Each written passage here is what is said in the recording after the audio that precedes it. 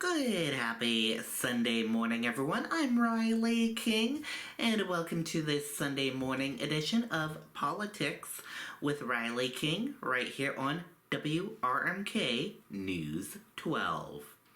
We got a jam-packed program to get to this Sunday morning in this week's edition of Politics with Riley King. So let's get started right now.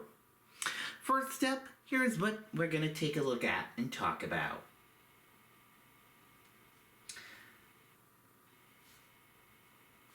After a slower New Hampshire primary cycle, 2028 could feature a large number of candidates. Let's take a listen to that report from WMUR News 9.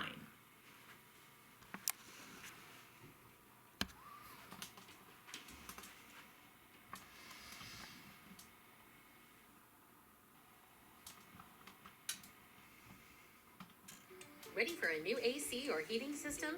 Just call Heritage Home Service. Right now, replace, upgrade, or install a new AC or heating unit and pay no interest for up to 60 months. Just call heritage.com. The 2024 First in the Nation primary ended with winners we know all too well. One former president, one current. If it's a Biden-Trump rematch in November, that means no matter which candidate wins, it would be their second and constitutionally final term in the White House, guaranteeing an open race in 2028. Discussing the cycle ahead in an interview for Close Up, longtime primary campaign insiders Mike Dennehy and Mike Vlasic say there could be a flood of presidential candidates on its way. I think 2016 was probably the largest field we've seen. I think it'll be bigger than that.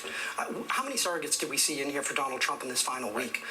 We could be looking at good, solid, talented 20 candidates for the Republican Party in 2028, let alone what will happen on the Democratic side. Yeah.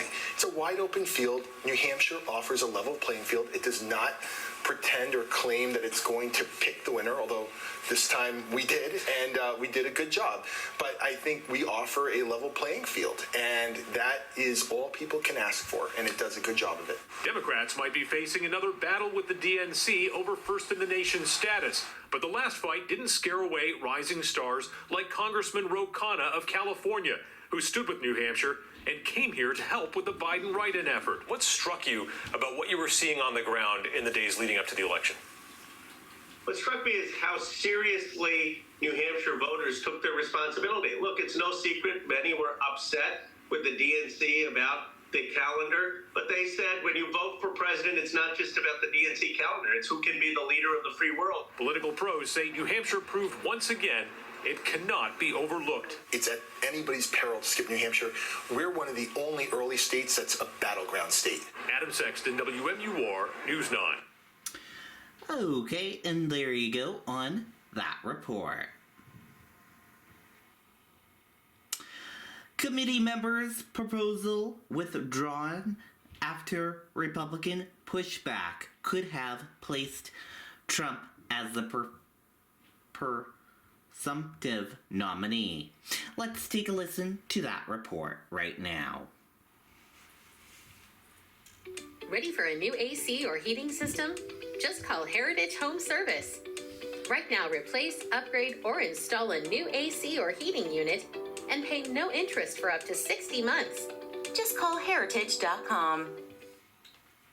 It's just dumb. It's awful. This just seems really like the complete wrong thing to do. We need to let the voters decide, not the RNC, who our nominee is. It was a resounding no from Republicans in New Hampshire over a draft resolution that started circulating within the RNC that would make Donald Trump the party's 2024 presumptive nominee after only Iowa and New Hampshire held presidential nominating contests with more than 4 dozen to go. We've got to let it play itself out. I just think it's overstepping our bounds to declare a presumptive nominee after only 2 states. RNC Committeewoman Juliana Bergeron says if she had to vote on the proposal, Hers would be a hard no.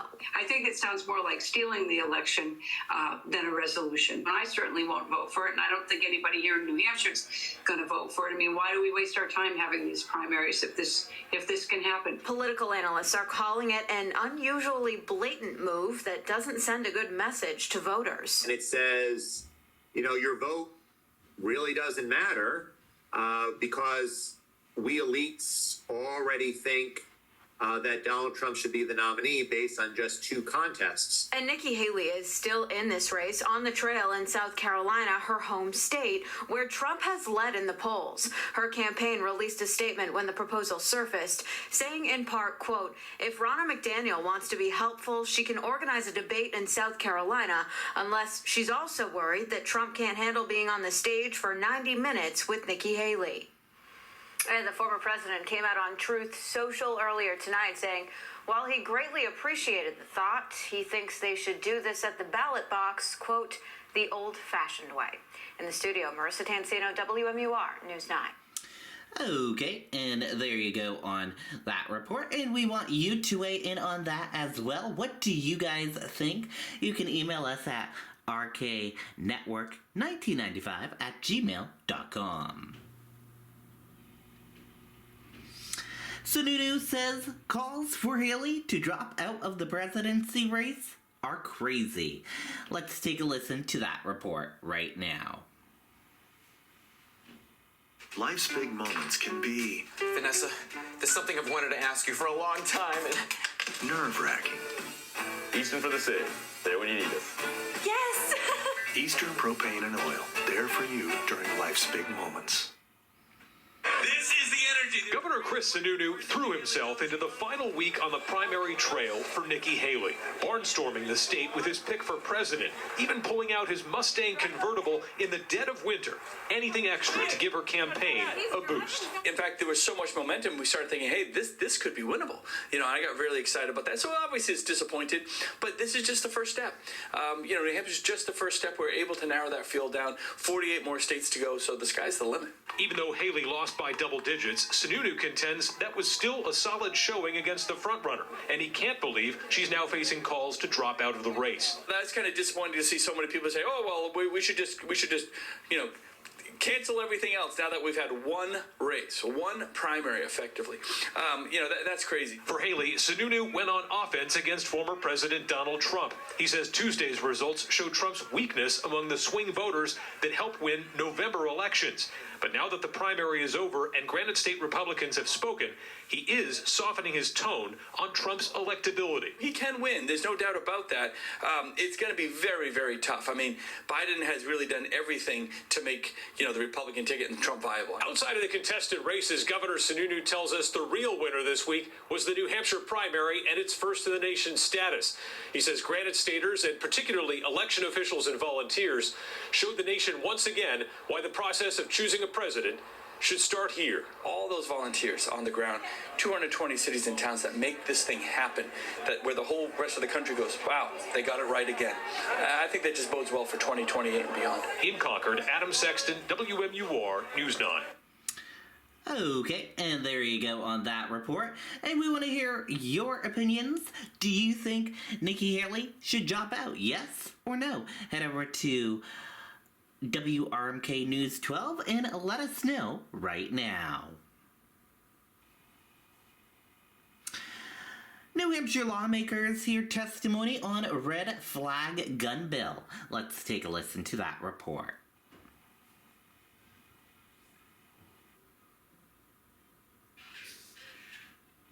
Life's big moments I can't believe it! I'm gonna be a father. can knock you off your feet. I'm gonna be a father. Eastern Propane is always there to keep you comfortable. Eastern Propane and Oil, there for you during life's big moments. At the State House, advocates for tougher gun laws are once again bringing forward a proposed red flag law. This afternoon, the Senate Judiciary Committee heard testimony on Senate Bill 360, which would allow family or household members or law enforcement to ask a court to temporarily remove access to guns from someone found to pose an immediate risk to themselves or others. Advocates say it will save lives. Opponents say the bill undermines gun rights. We have seen, as close as Lewiston, that when family and friends and law enforcement don't have access to let other people know that their loved one is in crisis, then we end up with tragedy. They're going to seize your guns by preponderance of the evidence. Should be a clear and convincing standard. This is your Second Amendment right. They should really have to, not 51% maybe you're guilty of something. This bill is likely to hit the Senate floor for a vote sometime in February. Okay, and we want your thoughts on the red flag gun bill. Feel free to weigh in. Head over to WRMK News 12 Facebook page and let us know your thoughts on that. Bill would compel AG to inform House leaders of representatives' residency issues. Let's take a listen to that report. Ready for a new AC or heating system? Just call Heritage Home Service. Right now, replace, upgrade, or install a new AC or heating unit and pay no interest for up to 60 months. Just call heritage.com. A former state rep facing charges for living in one town and voting in another is prompting calls for change at the State House. Troy Murner was arrested last year after an investigation into his residency. The Attorney General's office determined he was voting in Lancaster but living in the town of Carroll. Murner was also a state rep. The AG informed the General Court in December of 2022, but the Speaker's office did not take action. A new bill being filed would require the Attorney General to notify the Speaker, the Minority Leader, and the House Clerk if there is probable cause to believe a rep is not living in the district they were elected to represent.